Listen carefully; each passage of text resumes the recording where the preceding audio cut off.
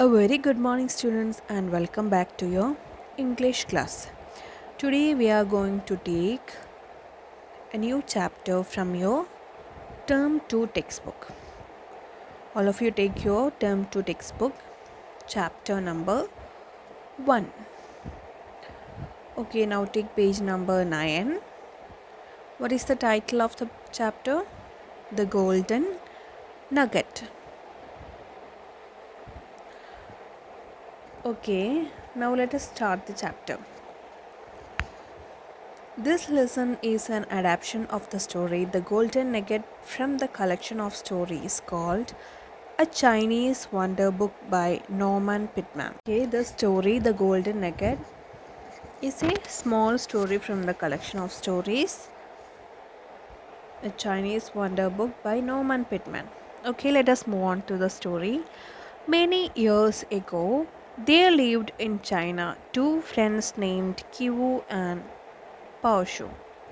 Neither crosswords or neither crosswords nor unkind thoughts made their friendship. They were true friends to each other.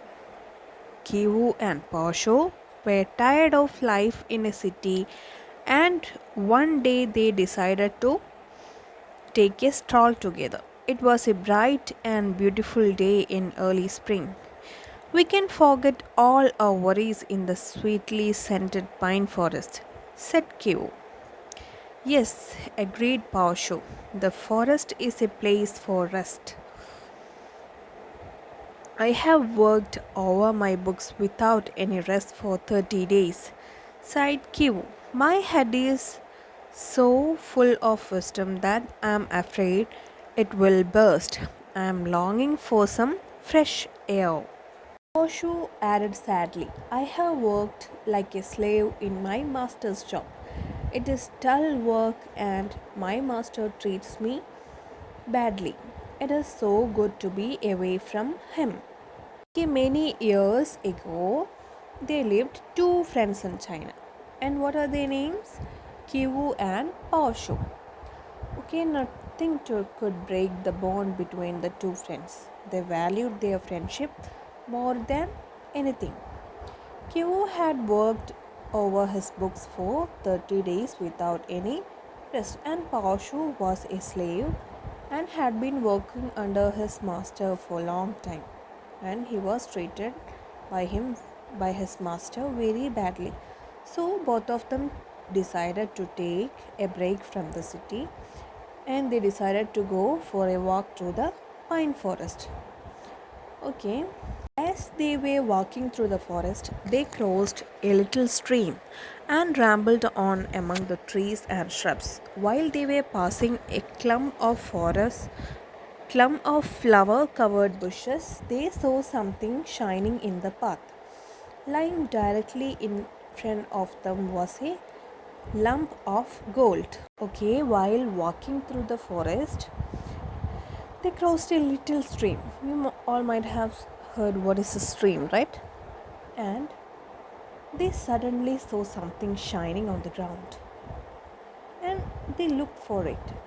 They took it and looked what it is. And what was it? They realized that it was a golden nugget. It was a golden nugget that was shining on the ground. Q bent down and picked up the nugget. It was as big as an apple and was very pretty. You take it, dear friend, you saw it first, he said, handing the gold nugget to Paoshu.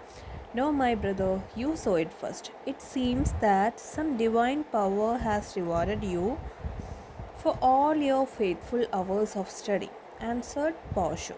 Kivu replied, my brother, think of the weeks of hard labor you put in. Take the golden nugget and make a fortune from it. Paoshu told Kivu to take it as a gift for his long hours of study. But what did Kivu do? He refused to take it and gave it to Paoshu. Take it that his days of being a slave will finally be over. Neither of the friends wanted to take the nugget for himself. And so they simply dropped the chunk of gold at the very spot where they first saw it. They walked on feeling happy because each valued his friend more than anything else in the world. And both of them, neither of the friends wanted to take it for himself, and they left it there. Why? Because they valued their friendship more than anything. They reached a spring and saw a man sleeping under the shade of a tree. "Wake up," cried Pawashu. "There's a gift for you. Go up that path and you will find a golden nugget lying down." The man jumped up and rushed off to find the nugget while the two friends happily relaxed by the spring. And they started walking again. And while walking, they met a man sleeping under the tree. They thought of doing a good deed to the man sleeping under the tree. So, what they did, they woke him up to tell him about the golden nugget. After hearing that, the man jumped and rushed to the spot to look for the golden nugget. The two friends went through the forest happily, though thinking of doing a good deed to the man.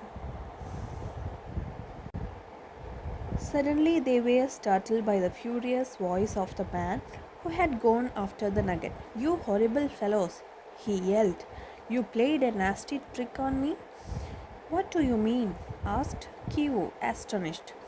"There was no golden nugget, you fools," he shouted angrily. "Instead, I found a gigantic snake, which I cut into two with my blade. Now the gods will curse me for killing something in the woods." After some time, they heard the sound of the man who went for the nugget. He was shouting angrily at them, and he is blaming them for tricking him.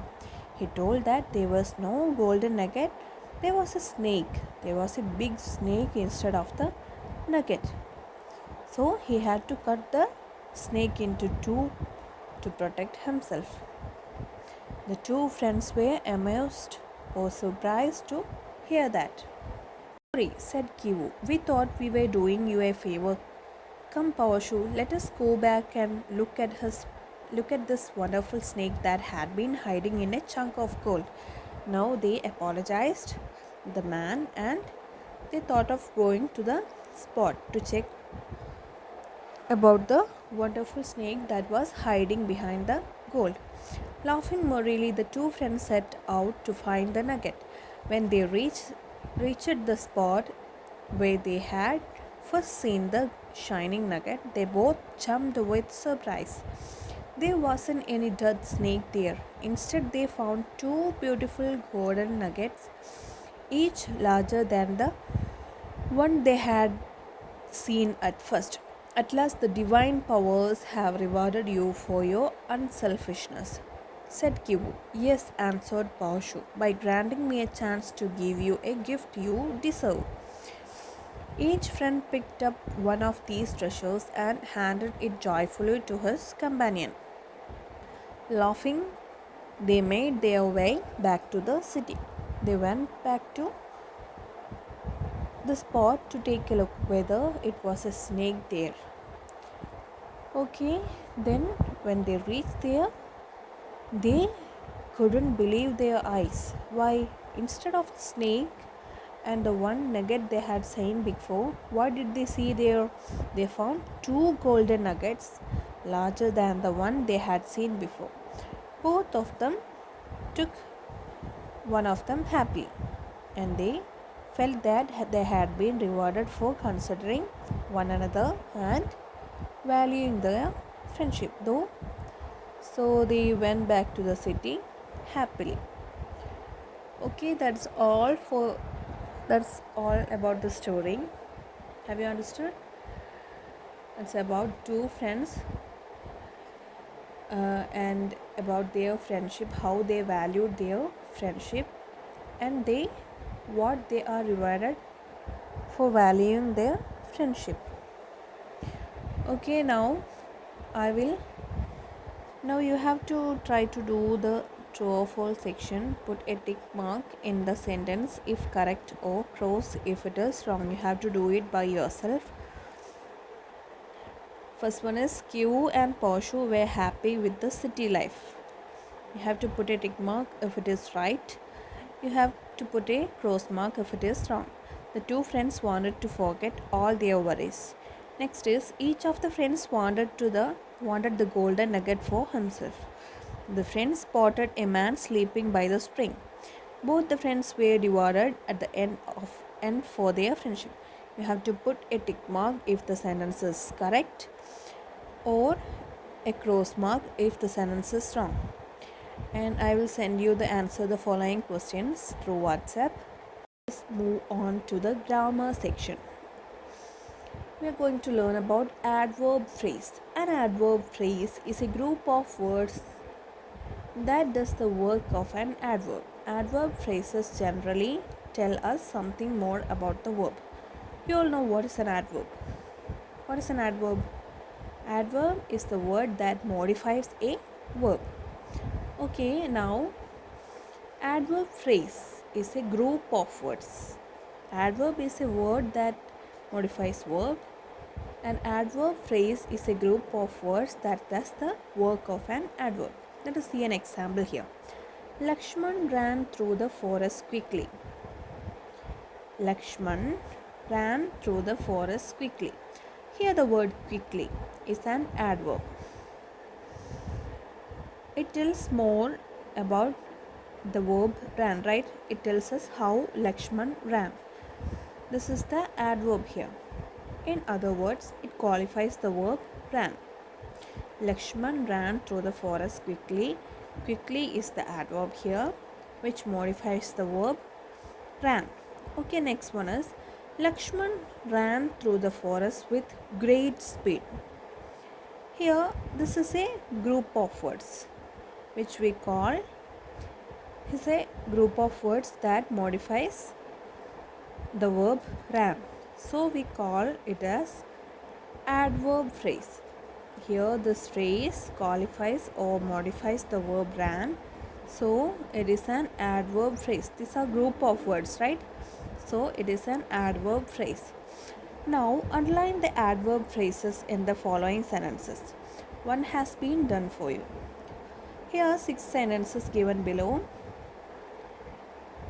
And now what you have to do is please underline the adverb phrases in the following sentences. Have you understood what is an adverb phrase? There's a group of words that modifies the verb. Group of words that modifies the verb. Okay, here you have to underline the adverb phrases in each of the sentences.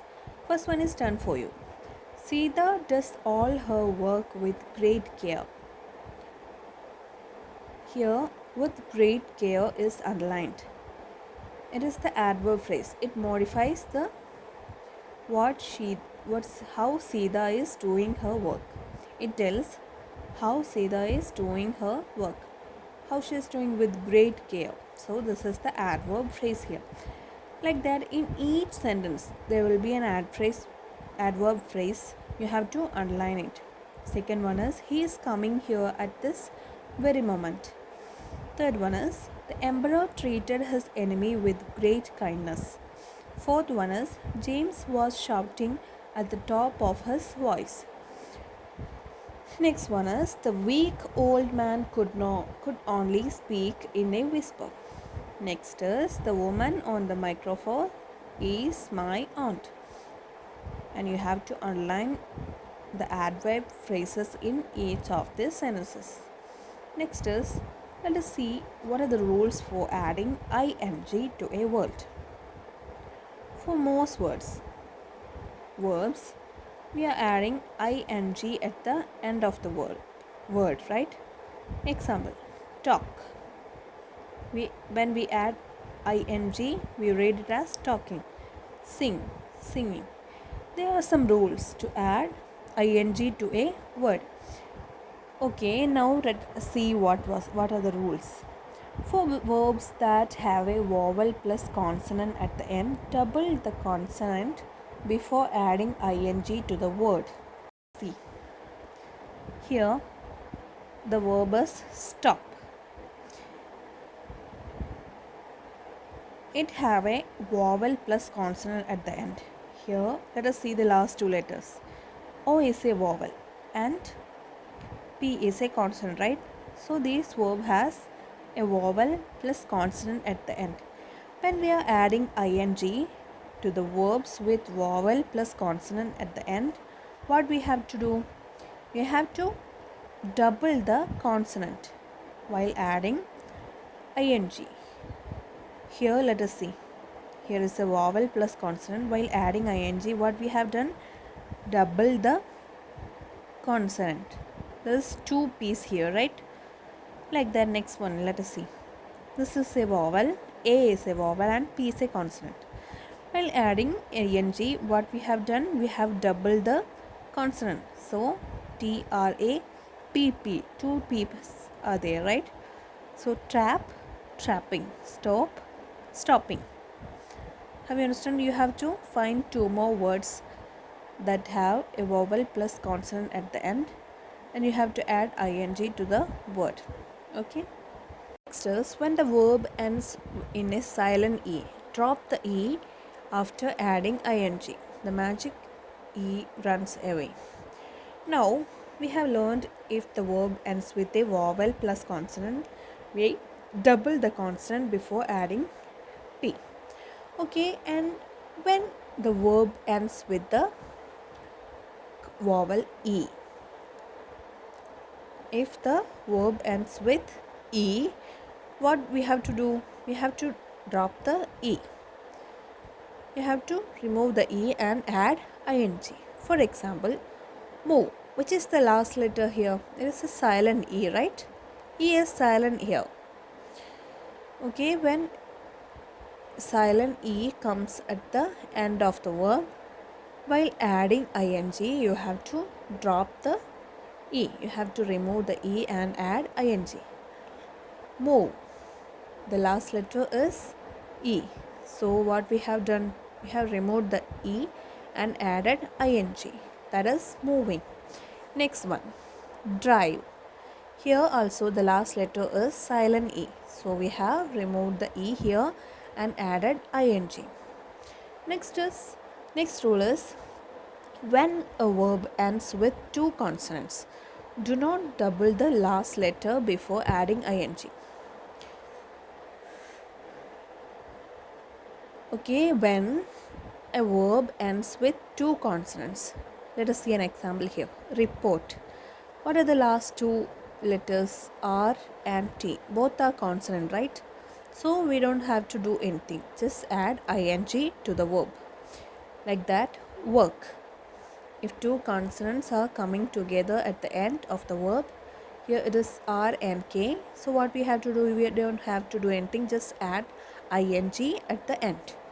Okay, next is rule number 5. For verbs ending in ie, change ie to y before adding an ing. And if verbs are ending with I and e, what you have to do? Change that I and e to y. Change the I and e to y and add the ing. Let's see an example. Tie.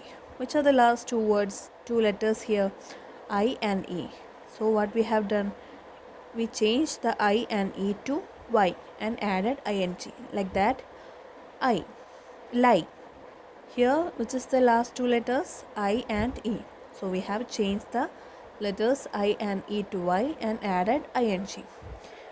Okay, now what you have to do is write the ing form of the verbs in the blanks provided. Now there are some verbs given in the bracket below with each of the sentences. There's 5 sentences given below. In each sentence there will be a verb given in the bracket.